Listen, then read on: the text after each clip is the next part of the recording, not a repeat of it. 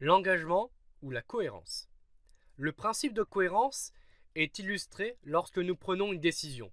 Nous avons alors tendance à respecter cet engagement. Si l'engagement finit par être en contradiction avec nos croyances, c'est-à-dire une dissonance cognitive, nous avons tendance à modifier nos convictions pour s'aligner sur ce choix. Le principe de cohérence est illustré lorsque nous prenons une décision. Nous avons alors tendance à respecter cet engagement.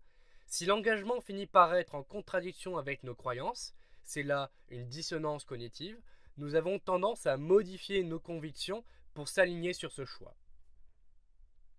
Le désir de cohérence est une motivation forte car dans la majorité des cas, la cohérence est valorisée. Des actions en contradiction avec un système de valeurs est ainsi considéré généralement comme un défaut. Les personnes qui changent sans cesse d'avis sont considérées comme capricieux, tandis que les individus qui se laissent facilement influencer sont faibles, incapables de se tenir à une décision. De plus, quelqu'un dont les opinions, paroles et actes ne concordent pas peut être considéré comme incohérent, hypocrite ou même déséquilibré, alors qu'une cohérence sans faille est souvent associée avec l'intelligence et la force de caractère. La cohérence indique une forme de logique, de rationalité, stabilité et honnêteté. Le principe de l'engagement est celui sur lequel repose une stratégie souvent employée par les associations caritatives. Prenons l'exemple de l'UNICEF.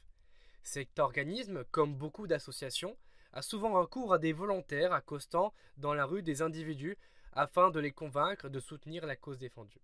Ces volontaires procèdent par étapes. Tout d'abord, ils demandent aux passants de leur accorder quelques minutes. Les passants interrogés accordent du temps car il s'agit d'une demande maigre en contrainte.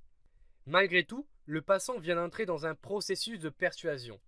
Plus tard, le volontaire va faire un appel aux dons. Le principe de cohérence vient de prendre effet.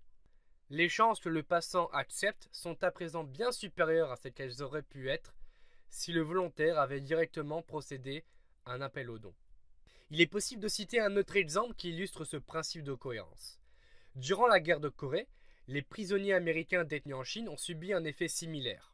Les Chinois étaient doués pour pousser les détenus à dénoncer leurs collègues soldats. Les camps de prisonniers gérés par les Chinois avaient un taux important de détenus américains qui acceptaient de collaborer avec leurs geôliers. Alors que dans les camps sous la tutelle des Nord-Coréens, ceux-ci faisaient preuve de brutalité pour arracher des confessions. Les Chinois, eux, utilisaient non pas la force, mais la persuasion pour retourner les soldats ennemis.